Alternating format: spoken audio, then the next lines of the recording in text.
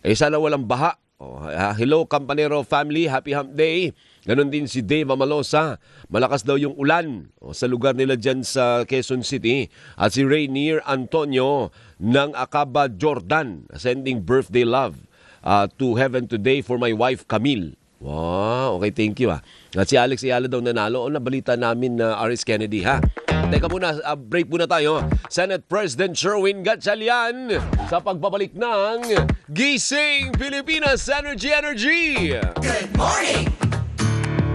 Gising Pilipinas! Good morning! Kasama si Alvin El Chico.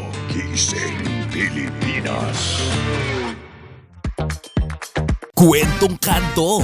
Ganyan-ganyan na nangyari sa akin. Labagan ng komentaryo. Bakit ikaw ang gustong banatan? Real talk. Wala kang ligtas. Anong klase ka partner po? Sa 4 alas. RTV na kami. Kasama sina Dr. Guido David, Anong ibig sabihin? Michael Fahatin, Seryoso usapan po ito, guys. Alan Herman, Masyadong maingay. at Ronald Llamas. Naghahamon ng debate. Yeah. Ano man ang issue ng bayan, walang kakalas. Kasama ang 4 alas. Ano ba kayo dyan? Tuwing Sabado, 1:30 ng hapon, muling mapapanood, 10:00 ng gabi sa PRTV Prime Media. Sa dami ng nangyayari sa bansa, pagaanin natin ang diskusyon dyan. Nagpagas na ba ang lahat? Ano man ang opinion mo, Kalma. pag-usapan natin yan. Tingnan natin, anong kanilang saloobin dyan? Kasama sina Sandro Otrona Easy ka at naman dyan. Maan Makapagal kung anong take mo. Lunes hanggang Biyernes, 4:30 ng hapon sa DZMM Radio Patrol sa Istrenta, DZMM Teleradyo at PRTV Prime Media. Narito na ang mga balita sa inyong PRTV News Break. Dahil hindi tumitigil ang balita, Umakyat sa 6 ang bilang ng mga namatay. ang mga kaganapan saan mang sulok ng bansa, ibabalita agad-agad sa PRTV Newsbreak Ako po sila Yomi Timosyo. sa PRTV Prime Media. Bawat issue dapat malinaw sa lahat. Bawat kontrobersya, pasimplihin. Di dapat mahirap intindihin. Sa usaping politikal at legal, bawat Pilipino may karapatan magtanong. And that's our democratic right. Kasama si Attorney Jess Falsis. Hindi naman tayo bata. We can assess for ourselves. Jess Asking. Tuwing Huwebes, 8:00 ng gabi sa PRTV Prime Media. Mawalang galang na po. Magbabalik po sila para bumanat with due respect. Pinasok ng baha dahil sa mga flood control project na yan. Richard Haydarian, Itong fighting corruption, it's systemic corruption. Carlo Flores, Parang mas marami pag nag-resign kaysa sa napakulong. Cleve Arguelles, Seryoso, sincero, at yung buong... Dino De Leon, Sa totoo lang, sa real talk lang tayo. No? at ang bagong kabatuhan, Sabrina Gaca, Anong ginagawa mo sa kapangyarihan mo sa Senado? at Jessica Persia. So dapat pala, siya lang ang pwedeng makaroon. With you, respect, tuwing linggo, 1:30 ng hapon sa PRTV Prime Media at sa bayang mapapakinggan, DZMM Radio Patrol sa Eastern at FM Radio Originals. Ang ko'y na-addict ako dyan sa radyo Yung may call sign. Ang call sign ko dati si Maroon. Hindi ko rin alam anong paliwanag ba't ako naging Maroon o News. Ang call sign naman niya, Firstborn. Naalala pa niya ako. Ang tagal na po noon. Magkasama daw sila ni Double R nagpapabati sila ng misis niya. Sila ay based in Houston sa Texas. Si Richie and Ain Alin Castre. Yan.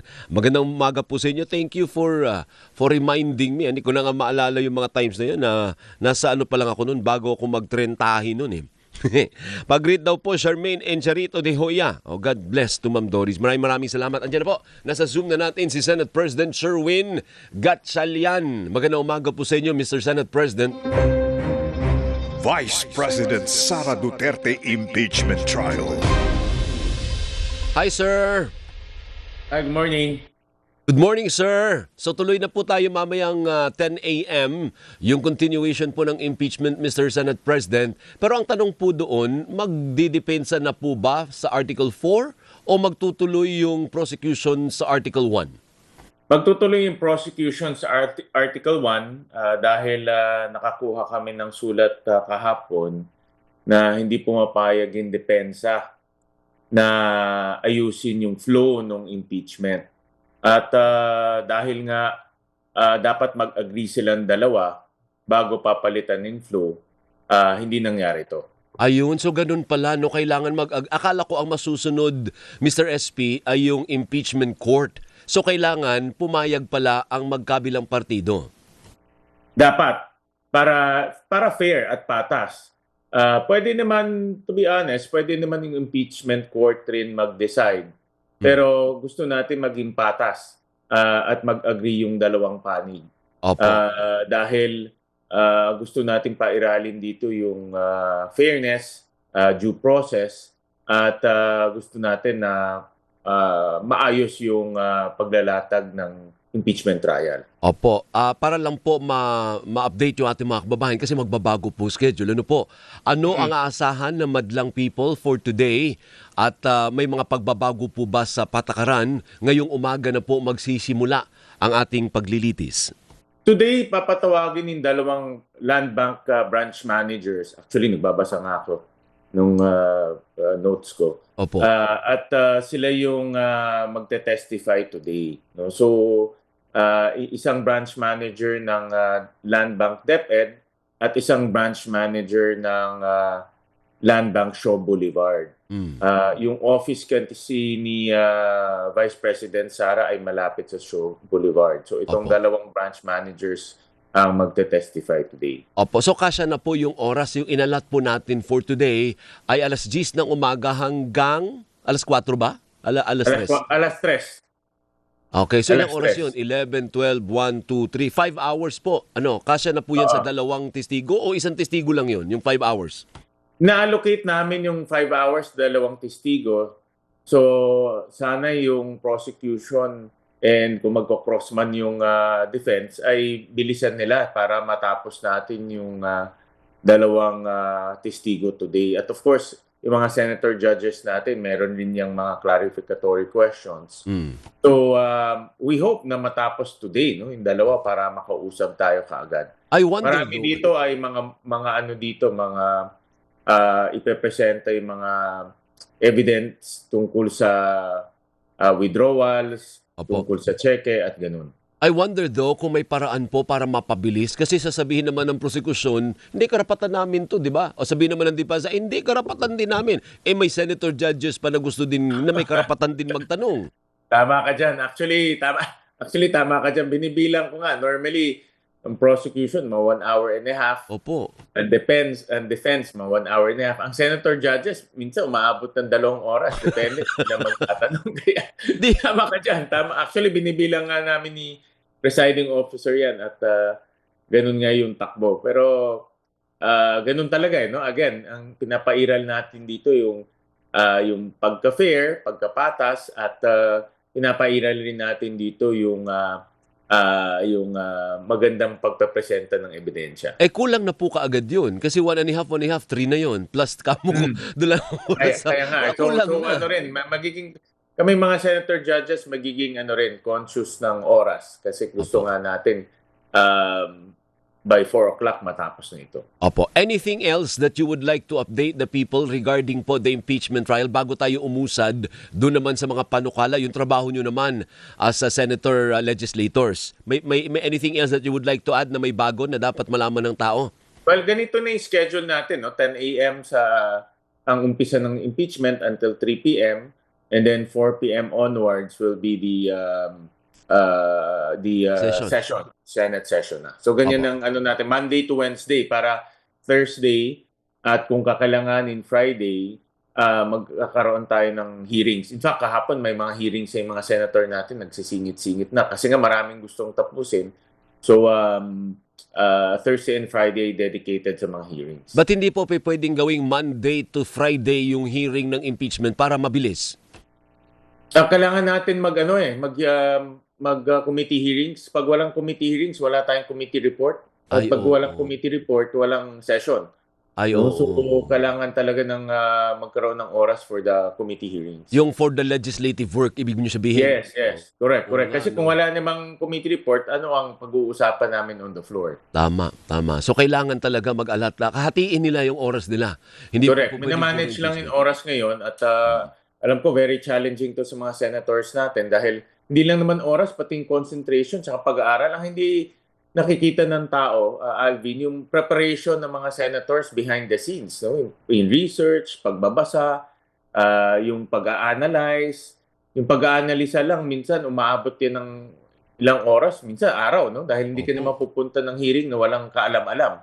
No? Opo. So, importante na nagre-research ka at ina-analysa yung mga issues. Ay, sorry, nalimutan ko itanong. Sabi mo sumulat yung depensa, Mr. SP.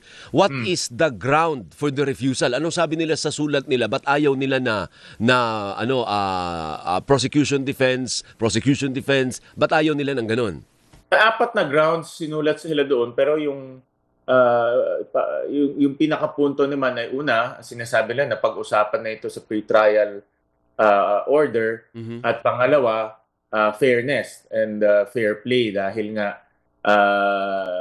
kailangan nila ng oras para mag-prepara at gusto nilang marinig muna yung prosecution, ilatag lahat ng kanilang mga argumento. So, yun yung dalawang dahilan kung bakit hindi sila pumayag. Sige po, pihit po tayo sa legislative work po ninyo. Ang sabi kahapon ni Energy Secretary Sharon Garin, maximum daw 1 year.